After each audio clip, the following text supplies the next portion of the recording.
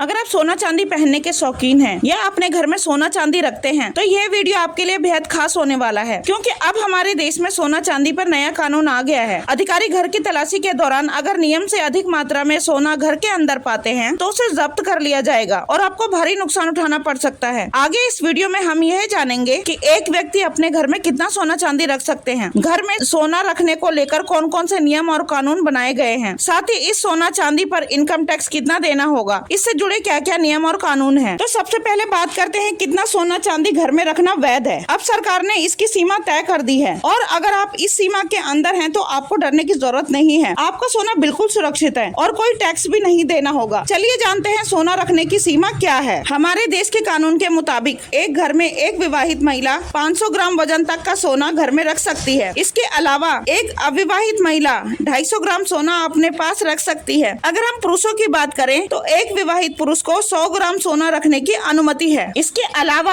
अविवाहित पुरुष भी 100 ग्राम तक का सोना घर में रख सकते हैं। आपके घर में इससे ज्यादा सोना पाया जाता है तो वो जब्त कर लिया जाएगा। साथ ही आपको इसका इनकम टैक्स विभाग को विवरण भी देना होगा। लेकिन यहाँ घबराने की कोई बात नहीं है, क्योंकि अगर आपने सोना चांदी वैध तरीके से खरीदा है या फिर आपको ये विरासत में मिला है, आपके पास इसका प्रमाण है, तो आपको कोई परेशानी नहीं होगी। कोई भी आपके सोने चांदी को टच भी नहीं कर सकता है। ये तो हुई सोना रखने की बात। अब चलिए जानते हैं सोना खरीदने और बेचने पर टैक्स से संबंधित कौन कौन से नियम कानून बनाए गए हैं। जब आप सोना खरीदते हैं तो भारत में 3% GST लगता है। सिर्फ इतना ही नहीं, ज्वेलर्स मेकिंग चार्ज पर और 5% GST भी जोड़ते हैं। सोना कोई भी हो, 24 कैरेट, 22 कैरेट या फिर 18 कैरेट, GST सब पर एक समान वसूला जाता है। सोना खरीदने पर इनकम टैक्स डिपार्टमेंट का एक और नियम है कि अगर आप 2 लाख रुपए या उससे अधिक का सोना खरीद रहे हैं तो आपको अपना पैन कार्ड दिखाना अनिवार्य होगा। इसका मतलब यह हुआ कि सरकार आपकी इस खरीदारी पर नजर रख रही है। चलिए आप जानते हैं अगर आप सोना या चांदी बेचते हैं तो आपको उस पर क्या टैक्स नियम लागू होते हैं। अगर आप सोना बेचते हैं और आपको मुनाफा होता है तो यह मुनाफा इनकम टैक्स के दायरे में आता है। इनकम टैक्स रिटर्न फाइल करते समय आपको इस कमाई का जिक्र जरूर करना होता है। सोना बेचने के बाद मुनाफे पर 2 तरीके के टैक्स सिस्टम का प्रावधान है। आपको बता दें, मुनाफे पर शॉर्ट टर्म और long term capital gains tax देना होता है। अगर आप खरीदे गए सोने को 3 साल के भीतर बेचते हैं तो उस पर हुआ मुनाफा शॉर्ट टर्म कैपिटल गेन्स के अंतर्गत आता है। आपकी आय के स्लैब के अनुसार तय होता है। लेकिन अगर आप 3 साल के बाद सोना बेचते हैं तो इस पर लॉन्ग टर्म गेन टैक्स लगता है। लॉन्ग टर्म वाले मुनाफे पर 20% का इनकम टैक्स देना होता है। अब सवाल ये है कि क्या